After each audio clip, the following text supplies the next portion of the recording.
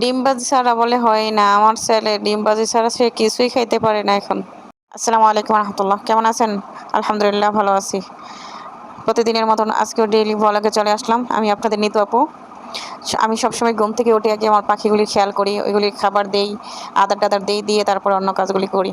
যে এগুলি হচ্ছে বাচ্চাগুলোর খাবার দিলাম প্রথমে, কারণ বাচ্চাগুলো অনেক চিকচিক করে, এগুলির খাবার দিয়ে ফ্রেশ ট্রেশ হয়ে তারপরে আমি আমার বাচ্চাদের এবং আমি নাস্তা করি আর কি।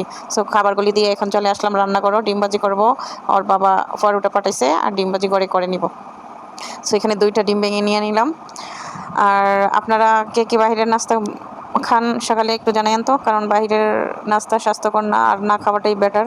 বাট আমি তো পারি না, বুঝছেন। আমি সকালে কিছু করতে আমার মোটেও ভালো লাগে না। এই যে ডিম ভাজিটা করতেও আমার খারাপ লাগে, মানে আমি 9টা-10টার আগে কিছু করতে আমার একটুকু ভালো লাগে না। যাই হোক, আজকে একটু সকাল সকালই সব করে ফেলতেছি, যাচ্ছি আজকে সকাল সকাল রান্না করে ফেলবো। এই বাজার থেকে পরোটা পাঠাইলো, ডিম ভাজি আর ঘরের তরকারি আছে, এগুলি দিয়ে আজকে নাস্তাটা হয়ে যাবে ইনশাল্লাহ। সো আপনারা যারা নাস্তা করেননি আমাদের সাথে শুরু করতে পারেন। হওয়া ঘরে কাঁঠাল আছে, ভাবলাম কয়েকটা কাঁঠালের কোষও ভেঙে দিই, বাচ্চারা খাবে না। এই যে কাঁঠালটা আগে একটু দাগ দিয়ে নিলাম, দাগ মতো কাঁঠালটা করে নিব। কাঁঠালটা ভালোভাবে ভেঙে নিচ্ছি, বাচ্চাদের কাঁঠালটা খাওয়াবো। আর আমার বাচ্চার বাবা যে কাঁঠালগুলি আনে মাশাআল্লাহ অনেক মিষ্টি, অনেক স্বাদ কাঁঠাল হয়, একদম মধুর মতো, বুঝছেন। কারণ উনি এই এলাকার গাছের কাঁঠালগুলি আনে, আর এই এলাকার মানুষ তো ওনাকে ভালো কাঁঠালই দিবে, কারণ নয়তো বা শরম পাইতে হবে। এলাকার দেখে তো আর খারাপ কাঁঠাল দিবে না, কারণ বদনাম হবে না এলাকার মানুষ, সেটাই জন্য ভালোই কাঁঠাল দেয়। যাই হোক আলহামদুলিল্লাহ। আর আমার এখন কাঁঠালের সিজনে আমার ঘরে প্রতিদিনই একটা কাঁঠাল আনা হয়, ছোটো ছোটো একটা কাঁঠাল আনা হয়, আজকে আনলে কালকে শেষ হয়ে যায় এমন একটা কাঁঠাল আনে আর কি। তো আমার মা গ্রাম থেকে আমাদের পালা দেশি মোরগ পাঠাইছিল, এই দেশি মোরগ রান্না করব, যেহেতু আজকে শুক্রবার।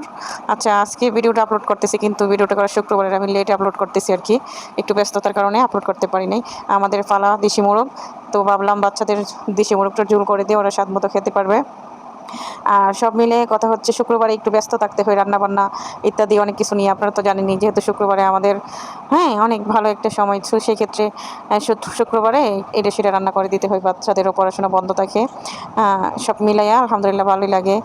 আর সবচেয়ে বড় কথা হচ্ছে বাচ্চাদের খুশি দিয়ে আমাদের খুশি, ওরা যেভাবে খুশি থাকবে আমরা সেভাবেই ওদেরকে খুশি রাখতে হবে, তাই না? সো বাচ্চাদের মনোযোগ আকর্ষণ করতে হবে, খুশি রাখতে হবে। বাচ্চাদের মনোযোগী হচ্ছে মায়েদের ইয়ে কাম্য। বাচ্চারা খুশি থাকলে মায়েরাও খুশি থাকে। আমার রান্না প্রায় শেষের দিকে হয়ে যাচ্ছে, আর একটু শুকাবো, শুকিয়ে আমার রান্না শেষ হয়ে যাবে ইনশাল্লাহ। তো সবসময় চেষ্টা করি বাচ্চারা কোনটা খাইলে ভালো থাকবে, কী আর এইগুলি করার জন্য মায়েরা তো এমনই করে। সো আজকের মতো তো এখানেই বিদায় নিব, কারণ ভিডিওটা লং করব না। আমার কাজ কাম সব শেষ, অনেক গরম লাগতেছে, এখন আমি গোসল টোসল করে ফ্রেশ হয়ে যাবো ইনশাল্লাহ, যেহেতু আজকে শুক্রবার। আমার ভিডিওটা ভালো লাগলে অবশ্যই চ্যানেলটা সাবস্ক্রাইব করবেন, আর পেজ থেকে দেখে থাকলে আমার পেজটা একটা ফলো করবেন, অবশ্যই একটা কমেন্টস করবেন, ভালো থাকবেন আর শেয়ার করে দিন। আল্লাহ হাফেজ, আসসালামু আলাইকুম রহমতুল্লাহ।